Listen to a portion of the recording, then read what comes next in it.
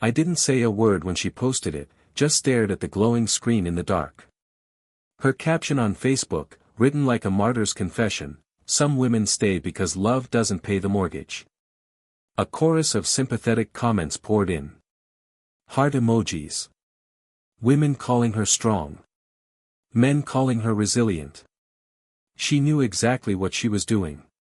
Playing the abandoned wife. Playing the victim while sleeping in my house, driving the car I bought, wearing the ring I once believed meant partnership, not performance. I didn't argue. I simply typed 2 words under her post: "So brave." Then I logged out. Silence speaks loudly when you choose where to aim it. We had been together 12 years. Not a fairy tale, no. But built with sweat and planning, mortgage, investments, future mapped like a blueprint. I was the builder. She was the decorator. She liked how things looked, not how they were held up. But I loved her. God help me. I loved her. I trusted her when she said her late nights were just deadlines. I trusted her when she said her phone needed a passcode because of clients. I trusted her when she came home smelling like cologne she claimed was from a coworker's hug. I trusted her too long. The truth didn't break me. It sharpened me. My wake-up call came on a Tuesday, the day I found her work retreat photos stored in a hidden folder on the drive we shared for taxes. Her in a hotel, wine glasses, fairy lights. Him, the divorce lawyer, the man couples go to when they want to fight fair, the one who smiled at me once and said, "You're lucky to have her." Funny, he must have thought I'd roll over if it came to it. He didn't know I don't gamble. I only play games I already have the answer key to. Pain is a useful teacher. It slows you down, makes you watch, makes you listen. So, I listened. I traced every account, every automated payment, every password saved on the laptop she forgot I bought. I learned she had been slowly shifting assets into her own name.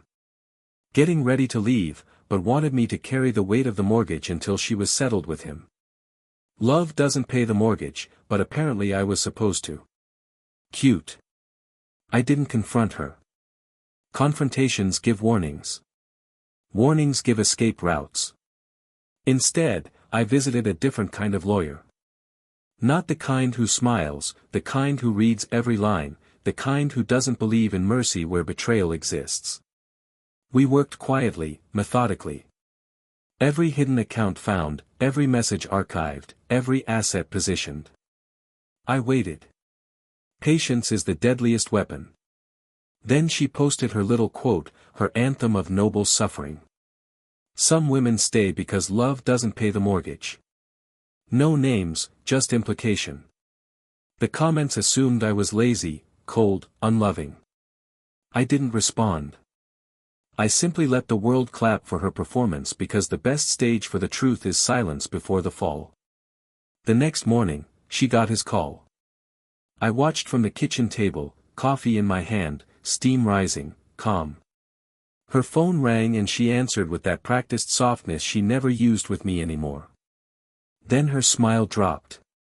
I didn't have to strain to hear him. His voice was thin, shaky. They just faxed something over. Who did you make an enemy of? She stared at me then, like seeing a stranger in her house. The divorce wasn't hers to control anymore.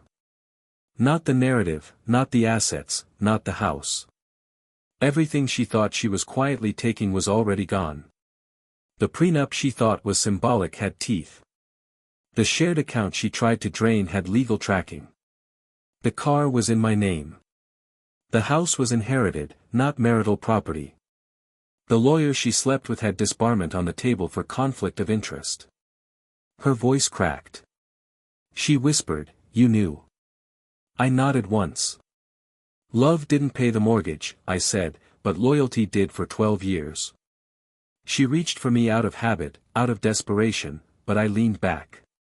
There is a difference between being cruel and being done. I wasn't cruel. I was finished. The fallout was quiet. Good revenge doesn't need volume. Her family asked why I didn't fight. I simply sent them her hotel photos. Her friends who applauded her post deleted their comments. Some messaged me apologies they didn't deserve to send. The lawyer vanished from her social media. He should have known better.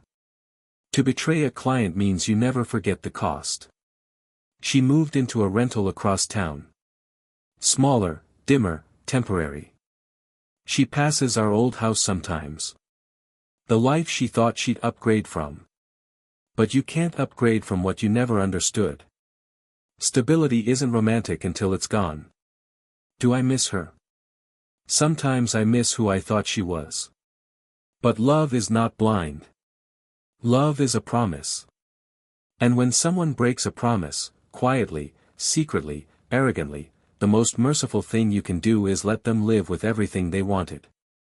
Now she has freedom. Freedom with bills. Freedom without applause. Freedom without a man willing to hold the roof over her head. She wanted to be seen as brave. Now she is, brave enough to face the consequences of her choices. And I am free too.